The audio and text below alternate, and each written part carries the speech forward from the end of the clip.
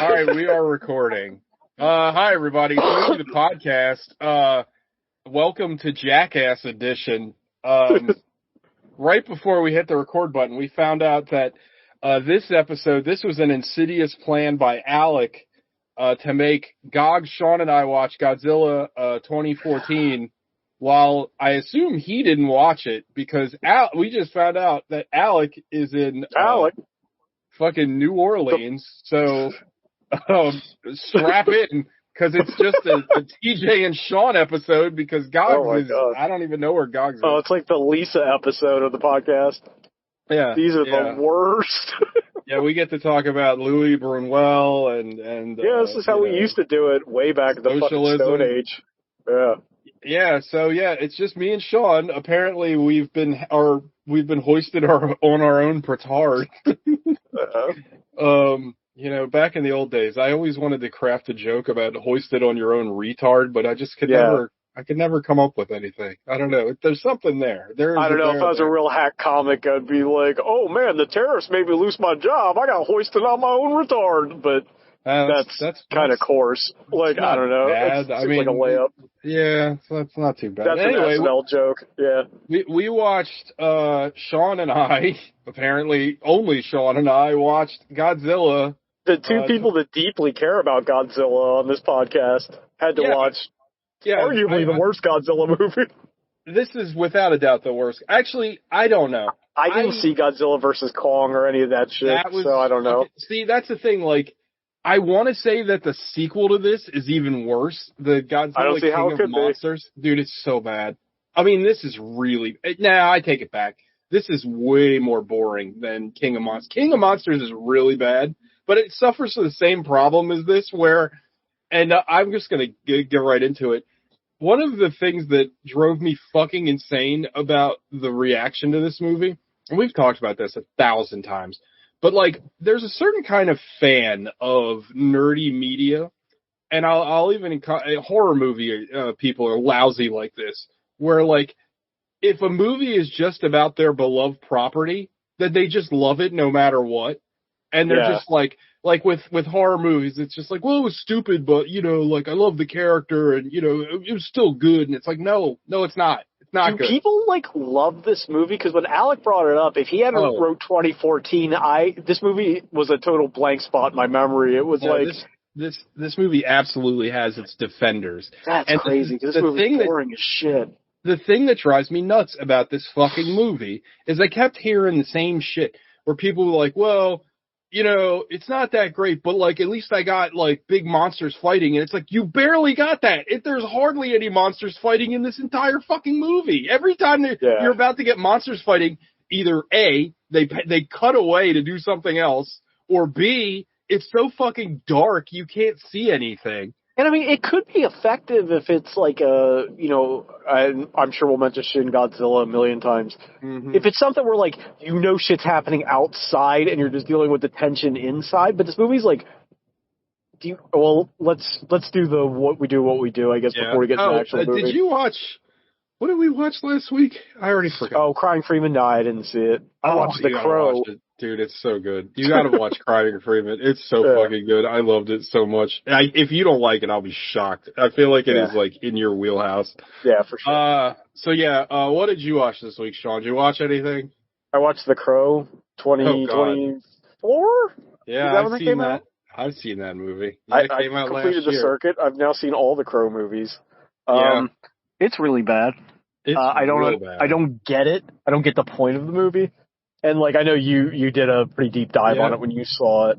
Yeah. Besides the weird framing, like, I texted you when I was watching it, and, like, there's a lot of, like, center on frame, which is really, like, if you're Stanley Kubrick doing 2001, it works because he's, like, isolated in space talking to a computer. Right. But, like, in this movie, I don't know, like, shit that's, like, this movie kind of comes across less like a doomed romance than, like, a weird, like, incel fantasy. Yeah, it's he does fuck, right? Yeah, he does fuck. But, like, I don't buy their relationship at all. They have like absolutely no chemistry. Also, like I said this when I watched it, but what was the point of keeping Eric Draven and Shelley? Like they're completely different characters. Why even keep the names? Just like to annoy people. Are the names that important? Like just change their names. They're only important to the people that actually really care about the original property. Sure. Yeah. You just want the Crow. That's all people know if they're like outside of that. Yeah. But like the thing about the original Crow, right? Like you didn't see much of Shelley and Eric. But you understand that these were people that had lives, that loved each other very much. Everybody in this movie has a life that is going on outside of the events of the movie that is irrevocably changed by what happens when Shelley gets killed. Everybody. Yeah, absolutely. Whether it's Fun Boy or fucking Top Dollar or Eric or Sarah or Darla. Yeah, Ernie Hudson, he's just Ernie Hudson. I can never remember what the fuck that character's name is. Whatever his name is. But, like, everything changes after the Crow happens. In this, it's just like some guy comes out and has, like, an exposition dump about when the Crow decides people loved each other enough. It's like, they didn't love each other. They were just in some kind of, like, super rehab? I'm not clear. Yeah, exactly that part was, like, super confusing. Like, that whole but also, like, we did a review on The Crow a million years ago. But, like, one of the best parts of that movie is it just drops, it just goes. Like, it is, like, in media res. It takes so long for any, like, Crow-related things to happen in this movie. It's so fucking boring. And then, I mean, you haven't gotten into it, but, like, I have such a hard time with this because I really like Danny Houston. Like, I think Danny Houston is a great actor. He's in some dog shit movies, though. Whenever he shows up, it's like, oh, God. Like, it's going to be bad. Yeah, let's just The Proposition. The Proposition, he was great in X2. He was in that, right? Or no, he wasn't. No. He's not in X2. That's Brian Cox. He's in the bad one. He's in X-Men Origins Wolverine. Right. Playing the Brian Cox role.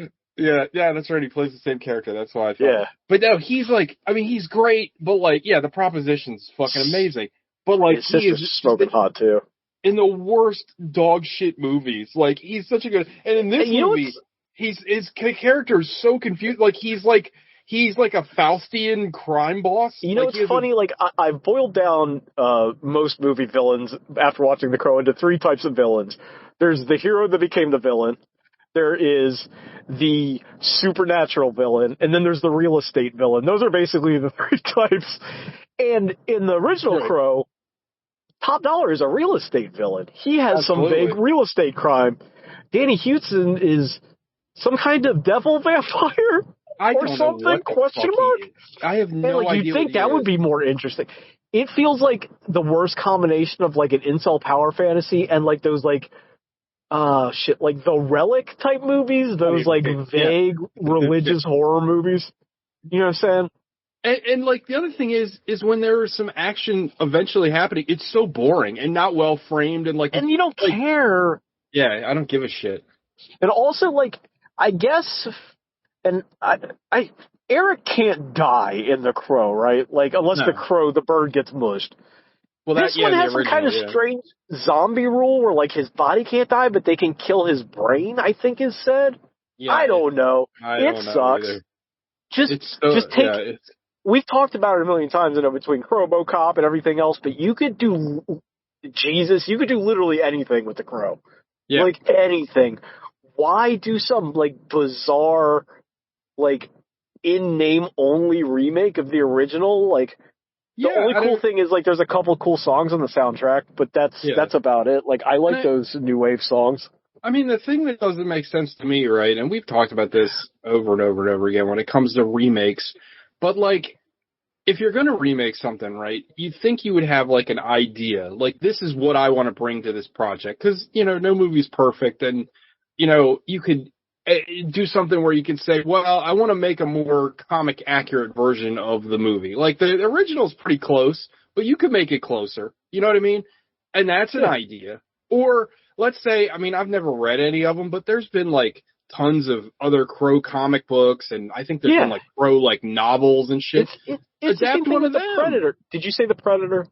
No, I didn't. No, it's like the Predator. Just do anything else. Like just anything. Yeah, just all you have is so much you can do with that premise. Bird resurrects guy or girl or whatever, and he goes on a killing spree. That's it. And then you can do whatever you want.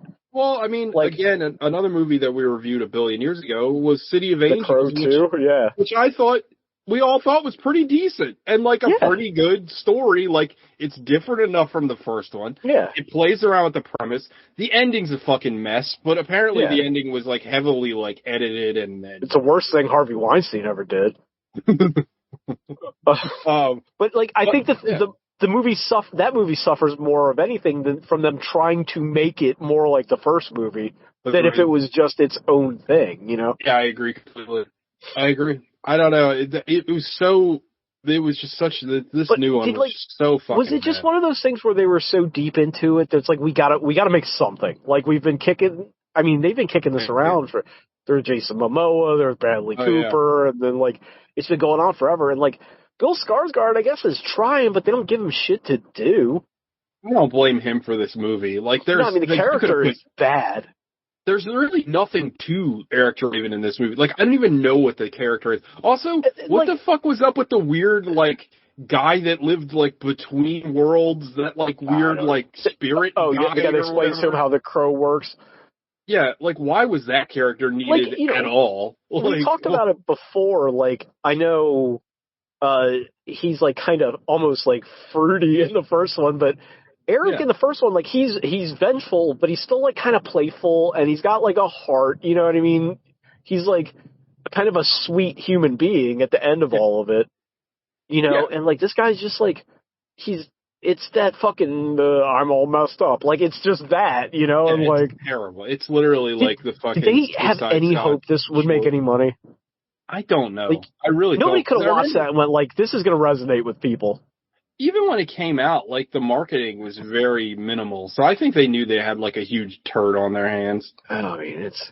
Like, is the Batgirl movie worse than this? Like, it can't be, right? I always go back like, to that. I always go back to that. How is that so bad you didn't even release it? And apparently, like, destroy it. Apparently, it's, like, gone. Like, there's no, like, it's, like, been deleted off the hard drive at Warner Brothers, which... No, first off, we dug them up, pissed on them, and set them on fire, and then we reburied them. Why? I don't know. Yeah, that will never make sense to me. Like, you had it, and it was finished. Just fucking release it. You release everything else. Yeah, put it on Max, or something. Yeah, or anything. Put it on fucking Tubi. At least the Toxic Avenger didn't get totally buried, and that's going to come out. I'm interested to see that. It's coming out soon, too. Yeah. Like, it can't be... Like, I trusted Macon Blair. It can't be that bad. It's going to be good. I think it's going to be good. I think it's going to be a lot of... All the promo stuff for it already has been a lot of fun. Well, apparently, at least from what I understood, the reason they didn't release, like, this is disgusting. Like, we can't release this. Like, then I'm in. Yeah, I'm way in. I mean, Toxic Avenger is permanent. Yeah. That's what it should be. Yeah, I'm excited for that. Beyond that, I watched the first, 3 or 4 episodes of Yellow Jackets. That show's pretty good. Yeah. Oh, what? The first season is amazing. It's got a little bit of does it fall off hard? Oh, no.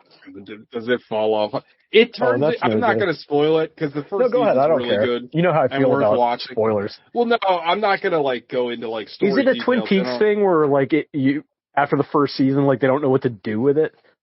I think so. And they also kind of turn the show into, a completely different show. And it's oh, for real? That first season is so fucking good. And I love it. Also, Sophie Thatcher is oh my God. It's also, though, it suffers from that Hollywood problem where it's oh, you don't like me because I'm ugly. It's you're still Christina Ricci. You can't, you can't, overall and fucking shitty haircut your way out of being Christina Ricci, you know what I'm saying? Well, all of them. I mean, Juliette Lewis. What's her name? Melanie Linsky is really good in the show. She's really good, and I have the biggest crush on her. I don't know why. I don't know if it's from I don't feel at home in this world anymore or what it is specifically. That movie's so good. It's one of those lost movies, right? Oh yeah, it is, and it's not even that old.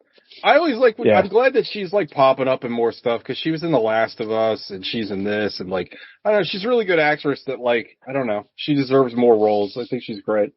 Yeah. And I don't feel at home in this world anymore is a movie that like everyone needs to watch. We should do an episode on it. It's a great movie. Oh, we did shit. No, what was the one we did? The Saulnier movie. We did Hold the Dark. Hold the Dark. The worst Saulnier movie. Should I go back and watch? Have you gone back to that at all?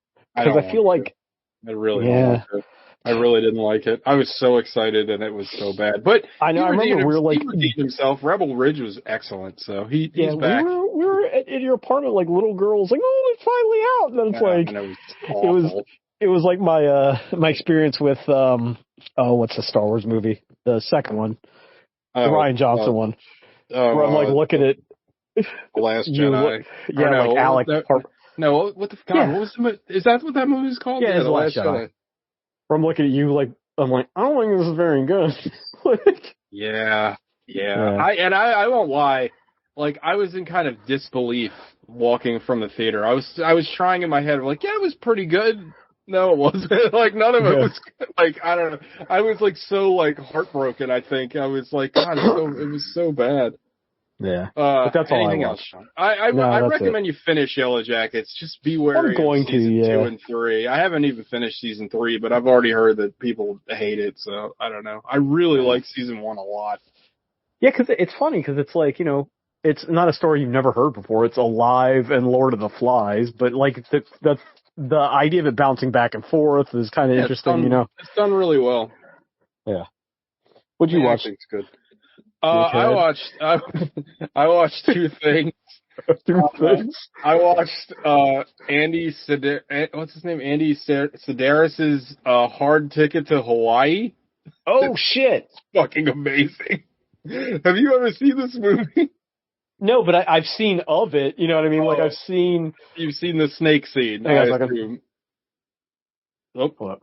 You're good. Having technical difficulties. No, it's one of those like. Not video nasties, but it's one of those like God, I can't think of something. So I've been sending you a lot of links, but I've been really into this YouTube channel called like the B Movie Bible, and he does these lists of like movie knockoffs. So like in his, I want to say it was in his James Bond knockoffs, like he lists like 100 movies from like all over the world that like were like explicitly ripping off like big budget movies. And in fact, I every time I watch one of his videos, there's like 10 movies that I pull from there. I'm like, I gotta see that. Anyway, he mentioned Andy Sedaris, and I know Andy Sedaris because when I was a horny 17-year-old. You loved his siblings, David and Amy Sedaris. I don't believe they're related. I brought that up today. I don't think they're related. They possibly are. But I remember his movies because he made R-rated, like, softcore movies that you could get at Blockbuster. And there was one in particular that I rented all the fucking time. Again, you kids today with your internet, you do not know what horny teenagers had to do in the 90s. But there was this one called Return to Savage Beach that I used to get all the time. It's great. But anyway, it's not great. It's terrible. But yeah.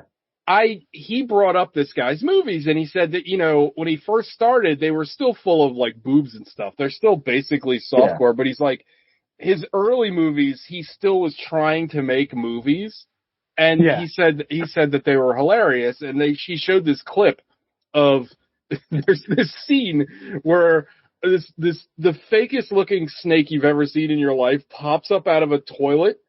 And then this guy bursts through an apartment wall on a motorcycle and then shoots the snake with a rocket launcher. I'm like, I gotta watch this. This movie is so fucking funny. Like, this giant snake who you learn is poisonous to people and mutinous because he's been fed cancer. Okay. I'm in. But it's like, it's the fucking MacGuffin for most of the movie because you're introduced. The movie opens in this warehouse, and it's actually kind of clever. All the title cards are on different crates in the warehouse, which is like kind of clever. But anyway, there's this big box that says like "poisonous snake, beware," and then they accidentally drop it, and they're like, "Oh my god, we lost the snake." The boss is like, "Where'd the snake go?" They're like, "We don't know," and then the snake just goes away for like most of the movie. And then, like, there's this plot where these two women who are, like, question mark CIA agents, I don't really understand what they are. They're some sort of spy. And one of them is a double for the other one, because they're both, like, just, like, blonde-haired, chicks with huge hands. Yes, absolutely. But, like, at one point, there's, like, a piece of dialogue where the one is like, well, I put you into witness protection so you could be my double. It's like, what? They never address it again. And then there's this, the plot of the movie is that they're smuggling diamonds, and then they're, like, kind of unearthing this plot, and then there's another guy that's, like, kind of another there's, like, 3 main characters in this movie. And the guy... Miami Connection is the movie I was trying to think of, where it's like, it's one of those movies. So it's like Miami Connection, that one, and there's another one. What the fuck is the one? It took the guy like 20 years to make it, so like the main character keeps getting older and fatter throughout the course of the movie. It's like a hard-boiled, like, 80s action movie. I can't remember what it is. This fucking movie is so funny because, like, well, first of all, again, I have to reiterate that this is, first and foremost, this is like prime, like, exploitation. Like, there's lots of nudity in this movie, and, like, it's so funny because, like, there's just scenes where, like, 2 women are talking, and then one of them just takes her tops off and takes a shower, and it's like, why did you do that? Like, it's hilarious. And the guy in this movie is, like, impossibly handsome. He looks like if you fed, like, handsome man into, like, an AI. Like, he's got, like, he looks, I mean, it's funny because I don't know anything about this guy. I didn't look up his IMDb or anything because he can't act at all. But you can imagine that this guy is, like, the handsomest guy you've ever seen, and he's like, I'm going to get into acting, but he sucks at acting. So, like, this is the kind of movies he can be in. Also, there's hilarious, like, Chinese racism, like, right away, because he's on a boat practicing his katas, because of course, with this other guy, and then they do this really racist Bruce Lee impression, which is hilarious. The movie is absolutely insane, and it's, like, non-stop insane. This guy constantly brings around a rocket launcher. Like, things are exploding all the fucking time. People are karate kicking everywhere. There's a point in the movie where you go to the 2 leads' apartments, and one of Andy Sedaris' other movies is on her wall. They're like, why do you have that movie on the wall? They're like, oh, this is my buddy so-and-so. They're a big movie star now. It's just like, what the fuck am I watching? It's quite amazing, and I highly, highly recommend it. If you want to see a 30-foot snake come out of a toilet and get shot with a rocket launcher, this is really your best opportunity. Yeah. There's great model work in this. Like, there's like a plane, and obviously it changes into a model, and then it looks like fucking thunderbolts because the plane explodes, but it's clearly like a toy plane. Dude, this movie is so good. I can't say enough good things. I was rolling. I watched this immediately after Godzilla, and it was a wonderful palate cleanser. I absolutely loved it. I am going to dive deeper into Andy Sedaris' movies. I thought this was great. I can't wait to watch I mean, this was so fucking stupid. This is like the perfect, like, movie to just take an edible to and be like, what the hell is this? And there's tons of nudity, so there's something for the fellas. and anybody that's attracted to women. Movies for guys that like to whack off to movies. Yeah. So are you familiar with that? Have you seen any Andy Sedaris films? No, but I just sent you a poster of another one that looks amazing. That is this is the movie that's on their wall in Hard Ticket to Hawaii, Malibu Express. This is the movie that's on their wall, the poster for the movie that's on the wall. Also, there's a theme song for Hard Ticket to Hawaii. Like, they could commission some guy to make a song because it's like, there's a hard ticket to Hawaii. It's not always paradise. Like, dude, it's so good. How is it, like, on what tier is it compared to, like, a New York Ninja? Because that's, like, my all-time. I mean, like, it's not as good. It's not as good as New York Ninja. Because New York Ninja is so good. But it's up there with all the explosions and, like, the gratuitous nudity to the point where, like, it's like comical. They have to like stop a scene to get naked. Like it's very funny. Also, something I'll point out that I was kind of shocked by. For as much nudity as in this film, very few sex scenes. Huh. Like there's like they're just naked, just cause. Yeah, they're just naked. Like there's like 1 or 2 sex scenes, and the sex scenes aren't gratuitous, but like the nudity is. So like I don't know. It's pretty great. I like I said, I highly, if you're looking for like a good bad movie, this is a great one to watch. I loved it. I thought it was great. I can't wait to watch Malibu Express. The other thing I watched is a movie that I think you'll find shocking that I've never seen. I watched John Carpenter's In the Mouth of Madness. I have never seen In the Mouth of Madness. I thought I did, and I watched it for the first time last night, and I loved it. I thought it was fantastic.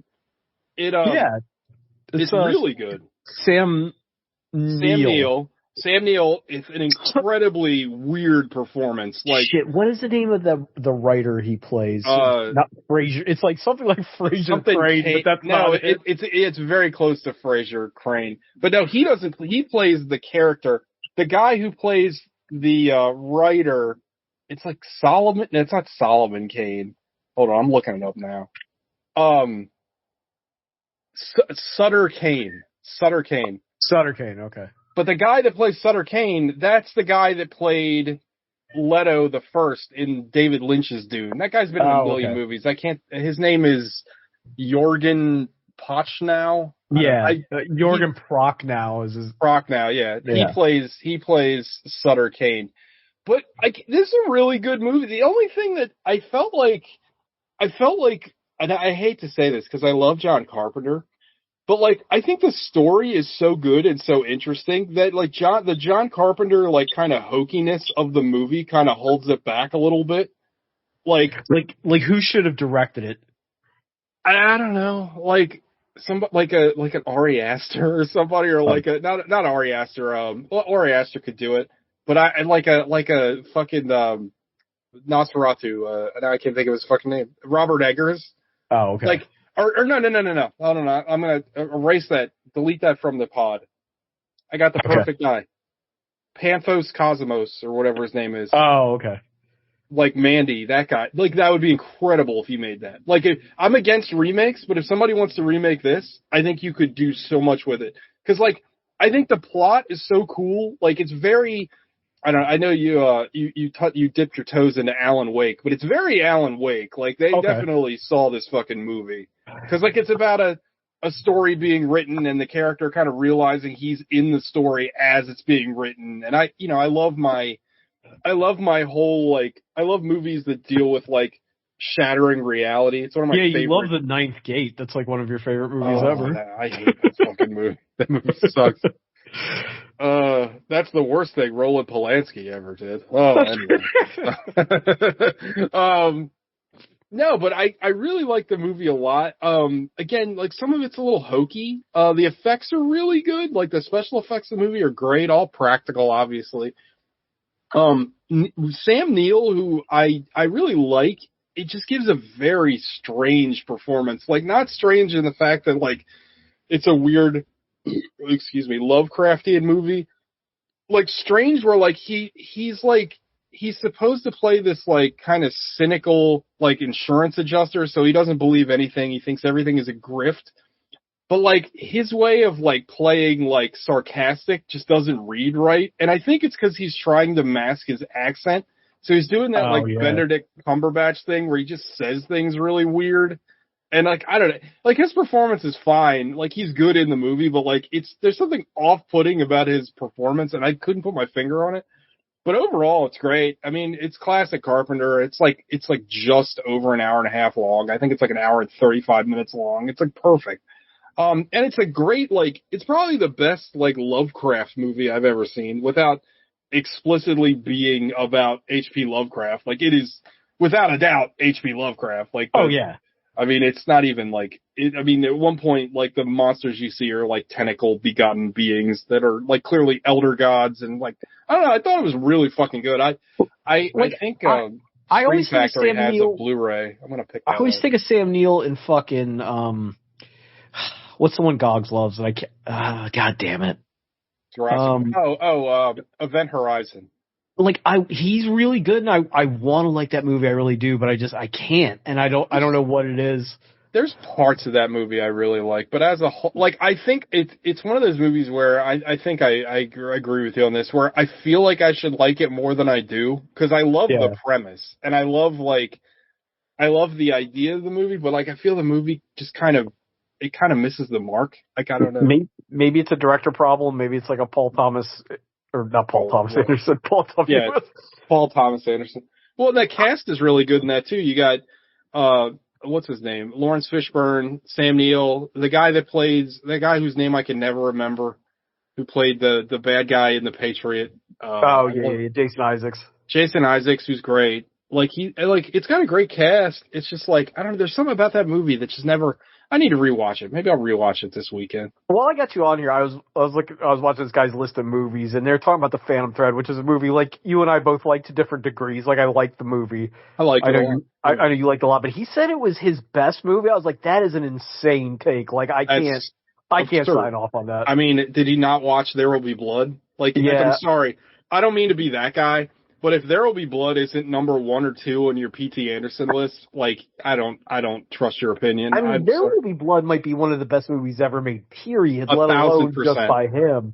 1,000%. I mean, that'd be like saying like your favorite P.T. Anderson movie is Inherent Vice. Like, get the fuck out of here. Like, yeah, I was gonna say Boogie Nights, but I could see that being people's favorite movie because it's like very accessible. I mean, I'm fine with if somebody's favorite P.T. Anderson movie is Boogie Nights, I'm fine with that. It's a great movie. Yeah. Like, and it's also, like you said, it's very easily accessible. It's not like artsy. You know what I mean? Like, I have a very hard time with Phantom Thread being his best movie. I think it's a good movie. Yeah. I think all of his movies are good. I don't think he's made a bad movie, but my favorite thing about that movie is us walking out of the theater and you turn to me and go, "You think Maya Rudolph's okay?" Yeah, right. Yeah, it always makes me laugh. Yeah, I mean, that relationship in that movie was rough.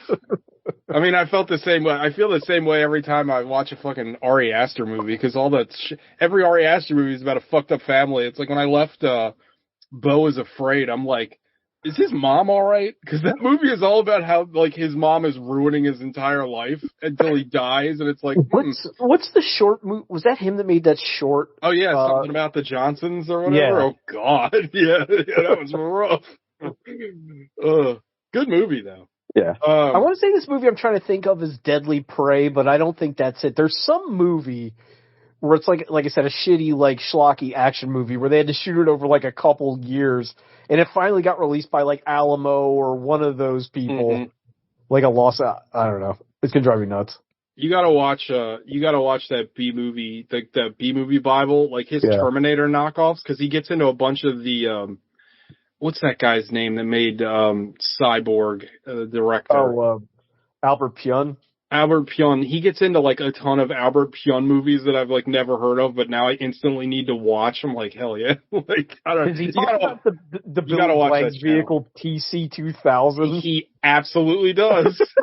So like, you gotta watch, dude. Watch that channel. Like you'll love it. I wish my buddy Terrell was on here, or I myself was a black guy, because he had the funniest alternate title for that movie that I can't say. Oh no. Anyway, but that's all I watched.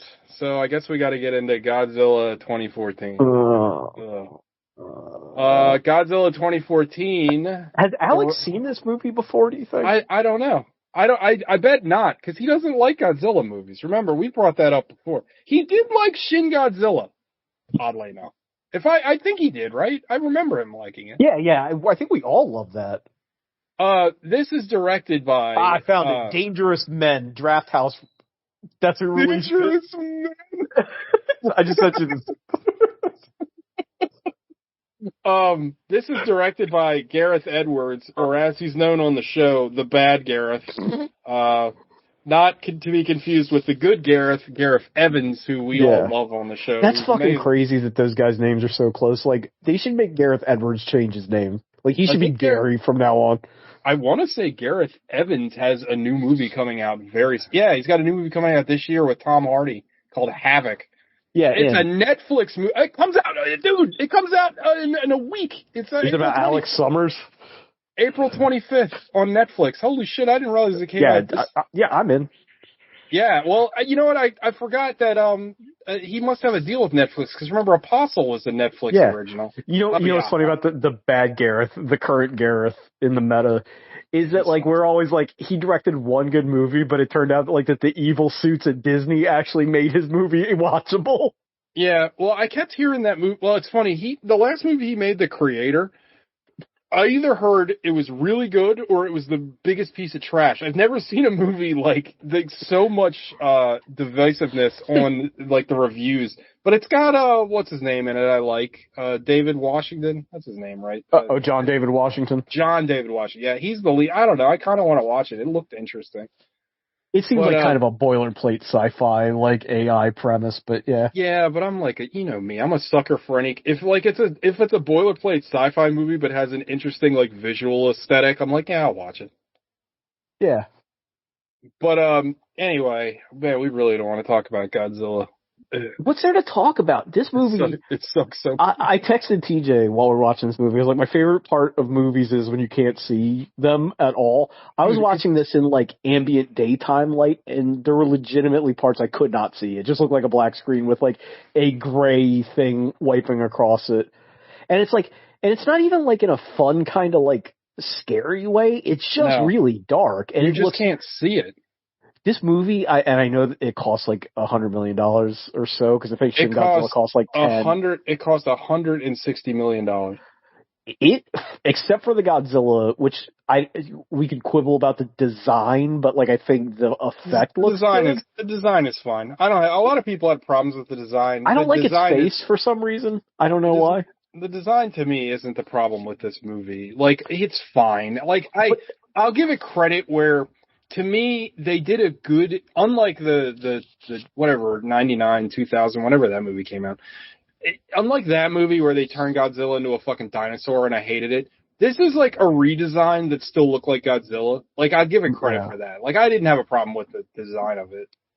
Everything else, like, you never see him. That's the problem. It looks really cheap, too, when they're doing interiors and stuff. Like, it feels like, I don't want to say like a sci-fi movie, but not far off. A lot of the interior scenes, like the sets, look bad. It's just really boring, and it has no like sense of style. Like, you know, you said it. Well, again, we're gonna bring up Shin Godzilla multiple times because that movie's a fucking masterpiece. But Shin Godzilla, 90% of that movie takes place inside of office buildings, and it looks better than this, and it's more compelling than this. Like, I don't. And they squeeze every fucking cent out of it when they go to the exteriors because Godzilla is a legitimate threat. Yeah, but that's the other thing too. Like, the destruction in Shin Godzilla looks so much fucking better. Well, the destruction in this, like, it's like I don't know. Shit like there's Godzilla, no weight. There's no weight to this movie because it's so quiet. You know what I mean? Shit should be shaking. Like you make. We'll talk. I don't know if we'll talk about it because the plot's so thin. But there's a part where Godzilla roars and like. Those guys' ears should all be blown. It should be like Black Hawk Down when he shoots the RPG and nobody can hear for the rest of the day. They're standing like 50 feet away from Godzilla. When he does his Godzilla shriek, that like glass should be breaking, and like, you know what I mean? That should be death. Like, something like a Godzilla works better when it's like chaotic. Like in Shin Godzilla again, you know, it's going through its like larval stage, and then it's different forms. It's like there's no like method to what it's doing. It is just doing. You know what I mean? It's like. You know, we talk about the force of nature villain. Like, that's what Godzilla should be. But this one, and briefly the plot of this movie is, instead of like every other Godzilla movie where it's a warning against radiation technology. I hate this so much. He's just a real old dinosaur. But he also eats radiation, which is... Okay, they do that in... The other Godzilla movies, they all subsist off radiation. They don't eat, except I think there's like one in the 80s where he eats something, but it's like one of those like those Toho like they made it in an afternoon Godzilla movies. It's like whatever, nobody gave a shit. There's one where he fights. I forget who he fights, but yeah, he does eat it. But I mean, it's like whatever. It's like a But it's like they don't like say it like they do for some. There's like a really odd bit of dialogue where it's like he's eating the radiation. It's like Homer with his fucking bird, like it's drinking the water. But he's also there to hunt these other monsters, and it's like, we're texting, and I'm like, this is in theory like people's first Godzilla. This is meant to be like a jumping on point to Godzilla, right? This is a reboot, remake, whatever. Why do you need two other monsters? Like, for what? Yeah. Like, is a colossal lizard that has atomic breath not enough of a threat? But they need to, like, make him a good guy, sort of, for reasons? You just hit the nail on the head, right? Like, they couldn't make Godzilla, like, again, like in Shin Godzilla, like in Godzilla -1, like, Godzilla is the villain. In the original Godzilla is the villain. And it's like, in this movie, they were, like, scared to make him scary and bad. Right. So it's like, oh, he's the protector of Earth, and he's got to fight these two bugs. And it's like, that's not interesting. Like, that's not, like, I don't care. That's fun, in Godzilla versus Mothra or something, like, 20 years, and we're just, like, goofing off. But, like, Godzilla's the villain in the same way that, like, the asteroid is the villain in Armageddon, you know what I mean? Like, he doesn't have, like, a sinister plan. I mean, that would be fucking hysterical. That would be really good. We need to get the guy that made smoking causes coughing on that, like a sentient asteroid that's a dickhead. But you know what I mean? And it's like, oh, he's hunting, let them fight. It's like, hunting, does he have to eat? What are these other two, like, what are we doing? But the other thing is, like, do you ever feel in this movie that Godzilla is like a threat? Because every time they're about to do something, it's either it's already happened, or like, I don't know, they focus on our main character. Yeah, it's like the ATJ dick around hour. Quint Brody, or whatever his fucking stupid name is. Oh, his name is Brody Ford, because, Spielberg. His name is Brody Ford. I guess we'll get into the plot for like 3 seconds, because that's all this really deserves. I don't really even... you know what? There are a lot of good actors in this movie, Aaron Taylor Johnson aside, that are, like, incredibly wasted. Like, the only interesting part of this whole movie is the first 5 minutes with Bryan Cranston. Yeah. I thought that scene when they're having the nuclear fallout or whatever was interesting. Do you know why? Because it's the most like the other Godzilla movies. Like the good ones. It's the most like Godzilla 54 or Shin Godzilla. I haven't seen -1 yet. Oh, dude, you gotta watch that. It's so good. But, like, it's the most, like, oh, no, the scientists running around because shit's going haywire. Like, and then it turns into fucking Independence Day, sort of. Yeah. This movie wishes it was Independence Day, though, because Independence Day is actually fun. Yeah, it's fun. Well, the problem is that the movie, for whatever reason, decides to, like, focus most of their attention on Brody Quint or whatever, and it's like, I don't care about this guy, and, like, he just kind of materializes wherever the plot needs him. Like, there's a scene where it fucking kills me. There's a scene where he is on like a train, right? And everybody's panicking, and there's this kid gets separated from his parents, and he's like, oh, it's okay, I'll find you. In the midst of all this, Godzilla attacks, right? So there's chaos everywhere, and he eventually gets off the train, but it's like a harrowing experience. He gets off the train, and again, this is after, like, a disaster, and the kid's parents just happen to be there, and it's like, well, that's convenient. Like, then the army just happens to go by. He's like, hey, where are you going? He's like, oh, we're in the army. You want to join up? And they're like, yeah, sure. And then, like, it's like everything is like that. It's fucking... Yeah, like, all these guys in this, like, extinction level event are fine to just stop and talk to this bomb disposal guy that just wandered off from fucking the Hurt Locker. And the movie, like, really... Anyway, go ahead. The plot. Oh, that's it. That's basically it. I mean, you find out that Ken Watanabe has been studying... Total waste. Except for he gets to say Gojira, which is fun, but... Yeah. That's the best part of the movie, is him saying Gojira. Ken Watanabe works for... This is where they introduce the stupid Monsterverse people, Monarch. Yeah. And he's been studying Godzilla for 1 billion years, and blah, blah, blah, and this is when he tells you that, like...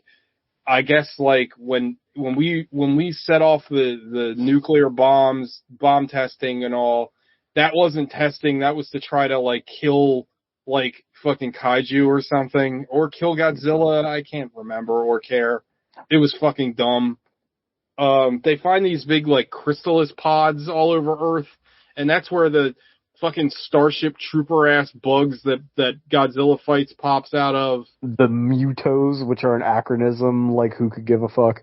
Oh God, yeah. And then the rest of the whole movie is just fucking Aaron Taylor Johnson just going from location to location as destruction presumably happens, but you don't know because you never fucking see it. And you don't hear it. This movie's so quiet, weirdly quiet. Like, if it was like a quiet place or something, and then there was just like, it's not like, and I'm trying to think about it, it's not like quiet in a way where there's like no score, and it's just like, intermittently there's an explosion or a crash or something. It's like all Parasite Eve music, but it's really quiet, and like, it just doesn't work. Also, how do you have an American Godzilla movie and don't put the fucking Blue Oyster Cult song in it? Come on. Oh yeah, he's got to go. I love that song. But it's not. Again, they're just kind of like there to contain the damage from Godzilla fighting these other things, I guess. Like, I guess. Again, like this colossal lizard monster that breathes fucking radiation, like should be enough of a threat on its own, and like that should be compelling. But it's this movie. I don't know, like, this feels like a script for something else that got smashed into, but, like, what? You know what I mean? Well, and again, like, I think, like, the biggest fault of this movie is they're terrified to make Godzilla actually, like, a villain or do evil things. And there's a part in the movie after he kills the two bugs that cracked me the fuck up, because so, like, Godzilla's like, Ken Watanabe's like, oh, he's done fighting, he's got to go home now. So Godzilla, it just walks back to the ocean, and then they show the news, and they're like, is he the king of all monsters? Is he the Earth's savior? But as they show him walking, right, there is like a giant highway full of cars. And it's like, well, he's going to smash all those cars and kill hundreds of people. But they don't even show it. They just they show him about to step on the highway. Then they cut him in the water, and it's like, well, what happened there? I don't know. Are they trying to do like a T-Rex in Jurassic Park thing where like the Velociraptors are the evil ones, but like that works because the T-Rex also fucks everybody up beforehand and then like by happenstance kind of saves them? Yeah, you know what I mean? Yeah, it's I don't understand any choice that this and like movie if this makes. is just meant to be like a setup for the rest of those movies, which I don't know if it was or not, like at the end just be like, gentlemen, we're putting together an organization in case shit like this happens again. Not the organization already existed. It's like, what were you guys doing? Just jacking it for the last like 100 years? 100 years, yeah. Who fucking knows? And the other thing is like, I mean, I have such a big problem with the Mutos or whatever. Yeah. They're so boring. They look terrible. Like, you have Godzilla, right? There is, I don't know, off the top of my head, there's probably 70 Godzilla villains that I can think of. Just steal one of those designs and make them. Fucking, I know they put him in the fucking Kong versus Godzilla movie. Why isn't Mechagodzilla the villain? Oh, I was just gonna say, like, why don't they just do that? I didn't see that one either. But like, it's like my buddy Michael, always made me laugh. He's talking about like Pacific Rim and shit. He's like, I don't get these movies where like there's big monsters, so they just make big robots to punch them instead of using like I don't know any other kind of weapon. Right. But like that follows movie logic at least. It's like okay. Sure.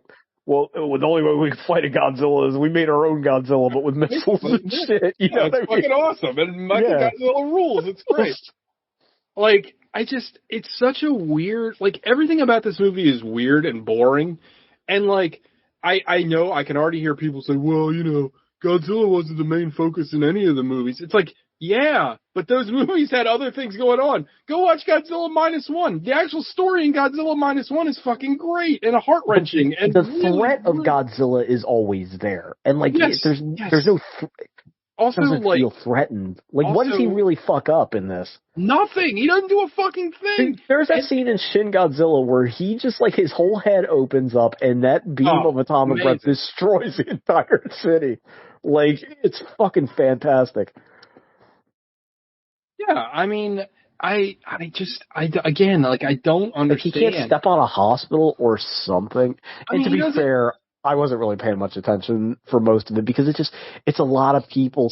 It's like it suffers from that kind of problem that the boring parts of the Transformers movies do without having the incredibly chaotic spoon fighting of the rest of the Transformers movies, where it's just guys sitting around fucking the Pentagon going, I don't know what we're going to do, and it's just like, I can't watch this. This is it's just not compelling at all. And what they decide to cut to, like, at one point, we haven't even mentioned her, but what's her name is in this? Scarlet Witch. Olsen. Elizabeth Olsen's in this movie for some reason, and at one point, like, she gets into the fray, but I honestly forgot about her completely.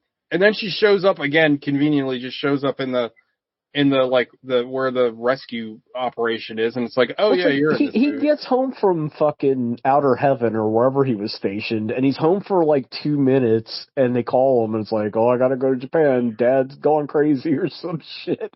It's like, you could have got him, like, the amount of plot contrivance to propel Aaron Taylor Johnson forward in this movie is amazing. Also, he has no chemistry with her because she's not 60 years older than him, I guess, so he's confused as to what he's supposed to do.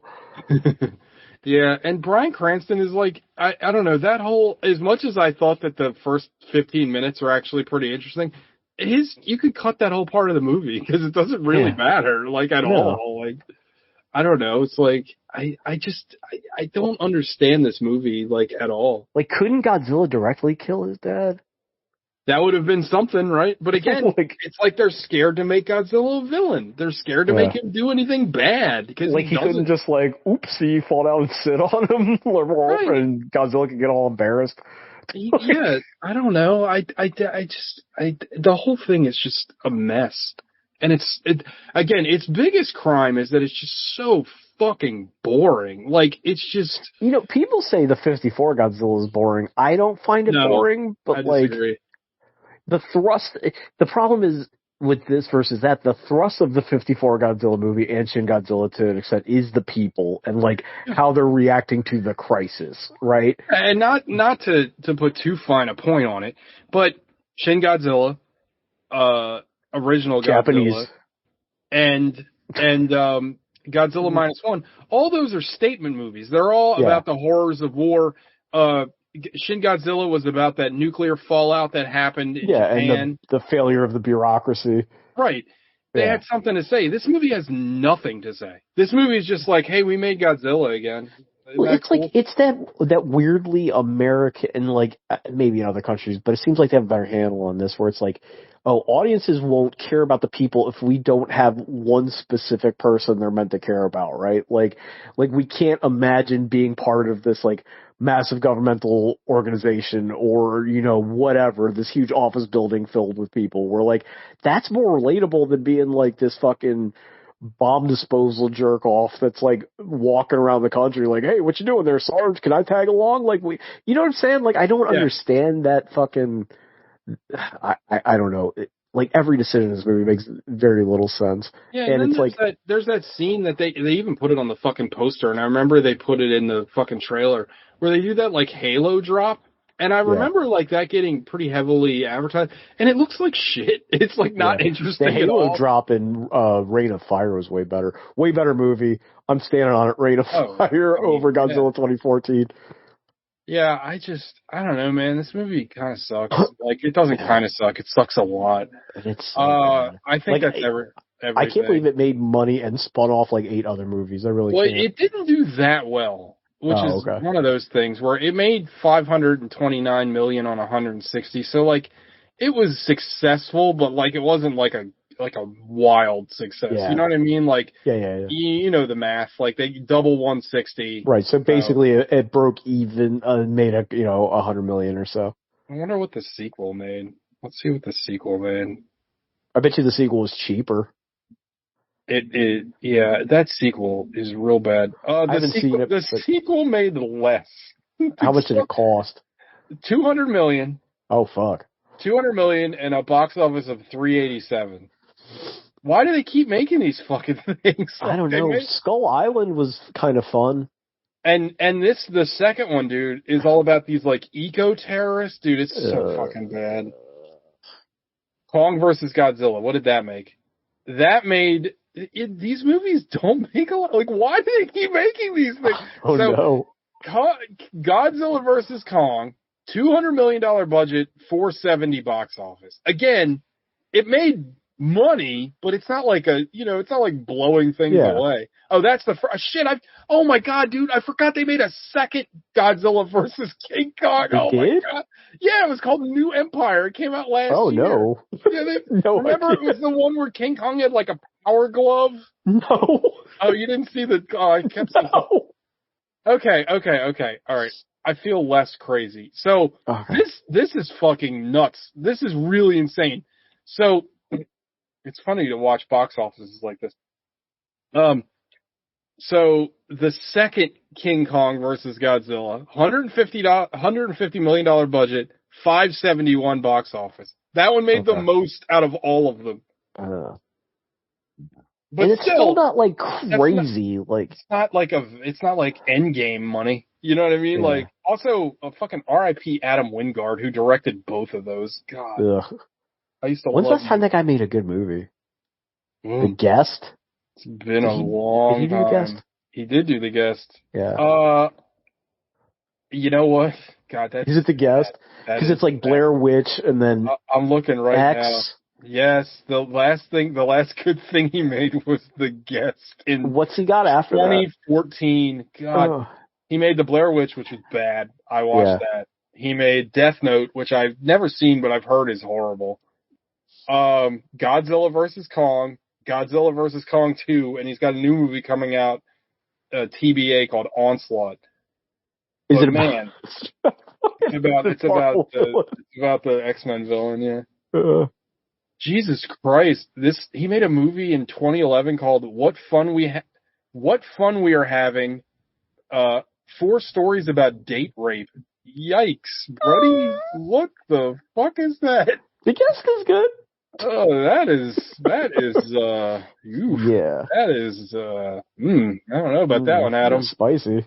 The Guest is good. Your Next is really good. I love you. Yeah, I got him mixed up with Ty West for a second. I was like, he made Axe, right? That sucks. No, he's in. Ty West is in Your Next. That's why. Yeah. He made a Horrible Way to Die, which I really like a lot too. But I don't know about that 2011 movie. Anyway.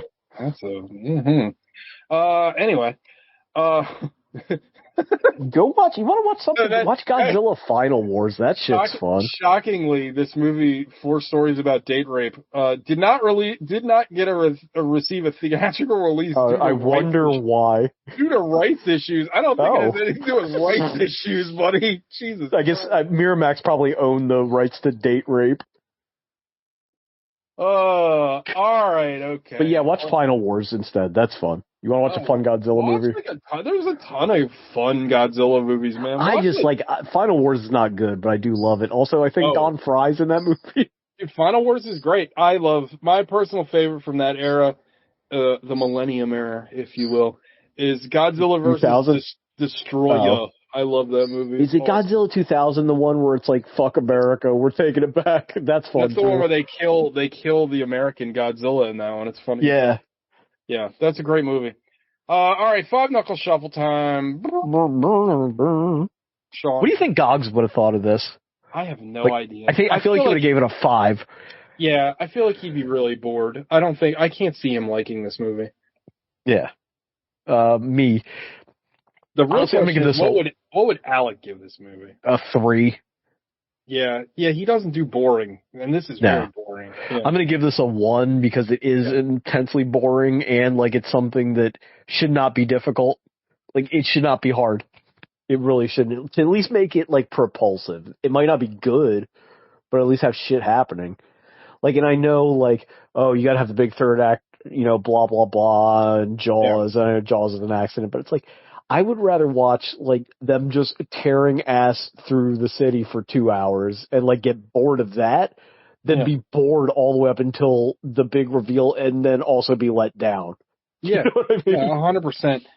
Like it's just I'm totally with this movie is nigh unwatchable. I don't know why you can't get more blood out of this stone. I don't know how they keep doing it, but they keep doing it, and God bless them. But it ain't for me.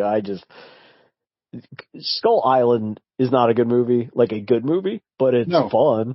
It's the best movie that they've made out of these things. Like, yeah. Skull Island was good enough where I was like, well, maybe the next Godzilla will be good, because that came out in between this and that.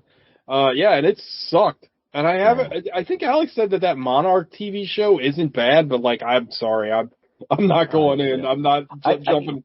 I'm not jumping into that pool. Maybe it's like, I wouldn't think so, but maybe that whole, the atomic conceit is so unique to Japan, and you and I have talked about like every Neo-Tokyo 80s, like everything in Japanese media, and rightly so, I'm not belittling it, was influenced in some way by those bombs for like, of course, absolutely, ever. How could so maybe not? They understand it a little bit more. I don't know what, unless we have like a big racism monster. I'm trying to think of something like uniquely American. I don't know. That's a good question.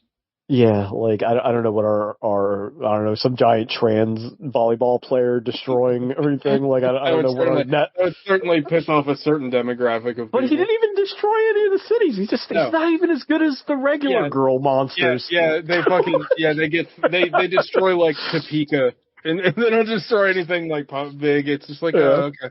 Yeah, I saw some fucking right-wing article posting about like there was 2 trans people that like won like a pool tournament. Yeah. It's like, really? This is what we're worried about? A pool tournament? Like, oh god. But yeah, this is a 1. Like this is cresting on a 0. Like it's so bad. Like it was worse than I remembered.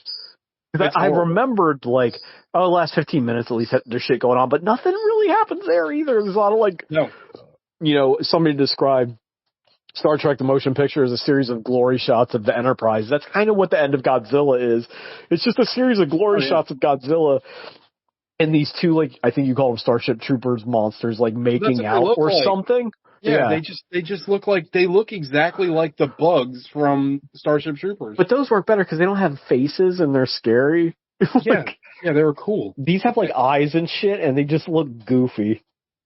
Mm-hmm. They look like, a PlayStation 2 bargain bin monsters. It's bad. This movie sucks. It's so generic. It's just, and again, like you take it from Godzilla, which is like in the Japanese movies, like, a lot of the designs are kind of silly. Like Baragon is one of my favorites, and he's kind of silly. He's got like the big Dumbo ears, but it's an interesting idea. You know what I mean? Like, look at any like Tatsumatsu, fucking, the Power Ranger thing, for lack of a better term for people that don't understand what I'm talking about. Oh, what is it? Saitan? Super Sentai, but Sentai, that style of program is called Tatsumatsu. It's basically just the Power Rangers thing. Like you fight like a bunch Monster of guys of the week shit. Fight big monsters. Go through 60 years of Japanese TV. There's a million like wild, crazy designs. But we can't make that shit right either, because they made that fucking Power Rangers. They made Power Rangers movies twice, and they've both been like awful. Yeah, I don't know why we're so like why. I think because we can't. I feel like silly. That's the thing. I don't think American like AAA movies. I'm so fucking video game poisoned. Big budget Hollywood movies, like they can't like. They're so afraid to just be silly. Yeah. Without like it being like the point of the movie, you know what I mean? It's like, we can make something goofy, but it's just Dumb and Dumber. Like we can't just make. It's like, that won't track if they're in mech suits and they just do something goofy. Like Pacific Rim, I was gonna say, as many problems as I have with that movie, it kind of gets the spirit of it. Yeah, and that's why I like the second one more, because it's even stupider. Like, just make something fun. Like we couldn't make a Shin Kamen Rider because it would just end up being like a Ghost Rider movie. You know what I mean? Like we can't. I mean, it's like, if we make something in America, it's got to be, like, serious, and it's like... But we did it in the 80s. Yeah, I don't know. But even... Megaforce. But even fucking... Godzilla, you ever seen Robot Jocks? Like, that movie's goofy as fuck. But, like, Shin Godzilla and Godzilla -1 aren't goofy either, but they, like, get their point across. Like, I don't... Yeah. But again, they have a point. This movie has no point. This, like, if... this is there to cash in on an intellectual property. Like, that's what it is. I always think about that Red Letter Media thing when they talk about the Phantom Menace, where they're like, name something about this character that's not his name, gender, or what he does, and name anything about the main character in this movie. I'd have no idea. He's Aaron Taylor Johnson. I know nothing about this character at all. There's nothing about him that he's a soldier. That's all I know. Yeah. He's a soldier. He has a family. It's like Kellen Winslow Jr. Yeah, it's awful. All right. What'd you give it? It's you know what, dude?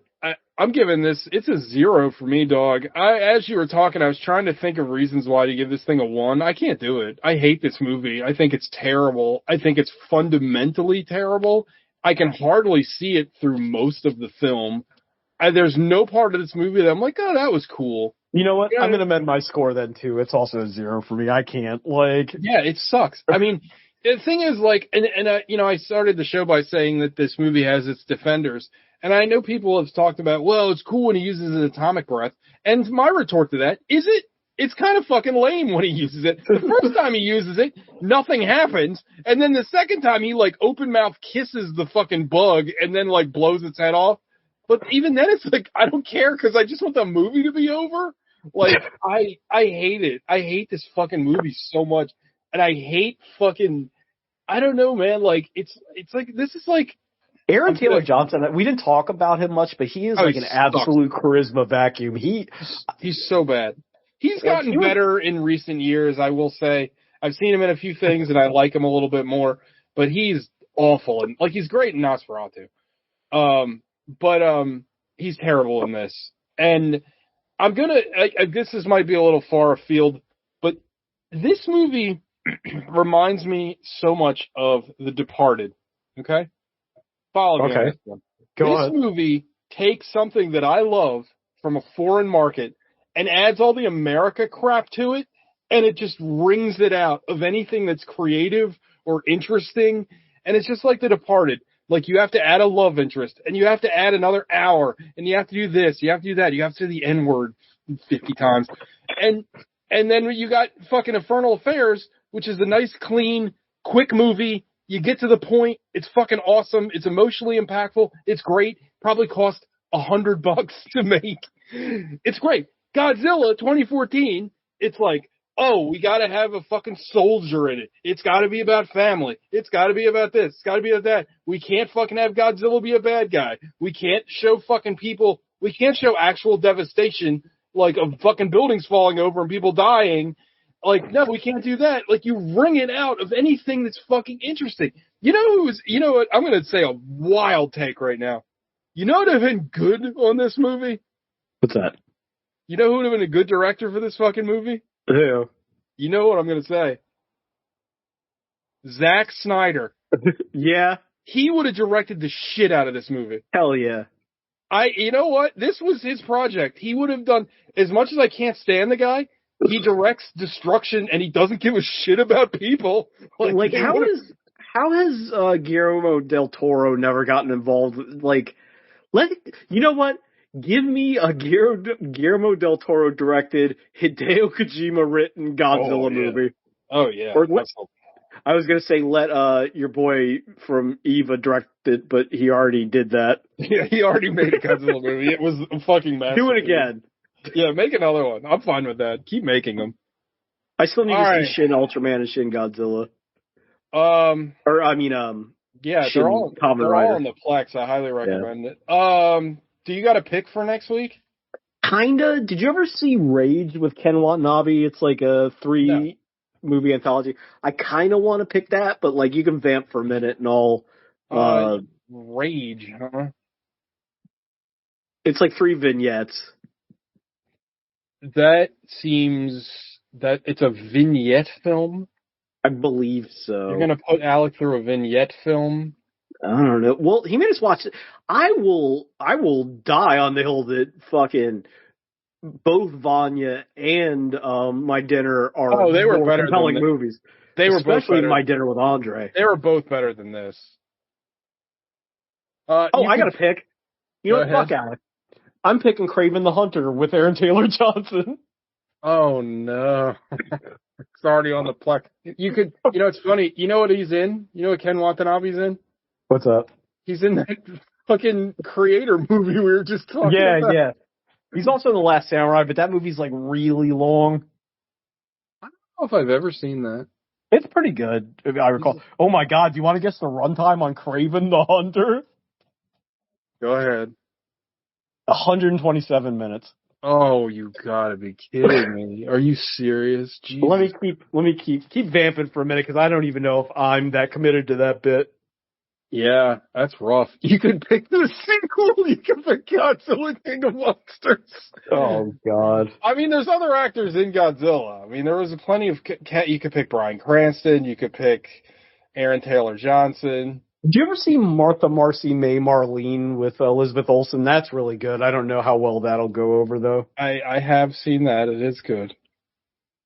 Nocturnal Animals. That was a movie I wanted to see but never did. Never seen that. Let's see what old Elizabeth Olsen face has been in. I'm gonna pick something with C.J. Adams in it, who played young Ford. Plays a kid version. What is Bryan Cranston's filmography? Has got to be absolutely insane. I think he's got like a real late filmography. Though. Hey, Bryan Cranston's birthday, the day before mine. Look at that, March 7th. Hey, fellow Pisces. Shout out to birthdays the day before other people's birthdays. Oh, he was in Argo. That would be an interesting movie to watch. Yeah, like that's another one of those I think kind of weak Best Picture, but Alan Arkin's in it, and I love him. You've never seen it.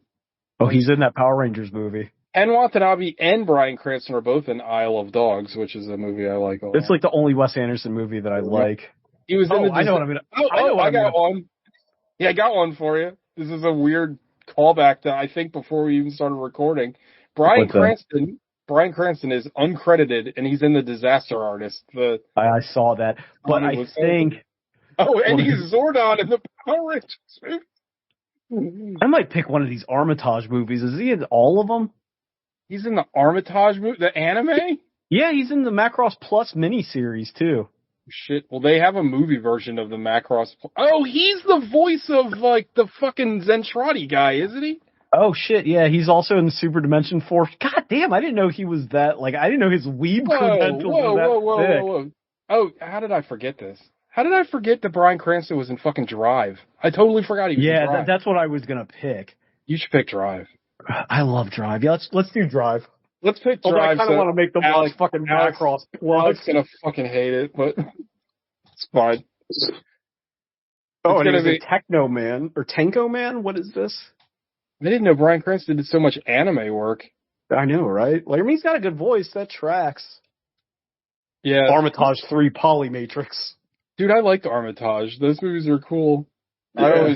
I remember when I read Neuromancer long after I'd seen those movies. I was like, oh, that's where they got the name. He was Fei Long in the Street Fighter 2 movie, the animated movie.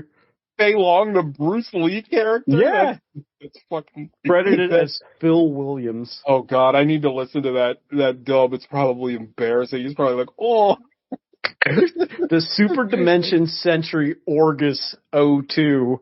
God damn. That's I've never even heard. That's Macross, isn't it?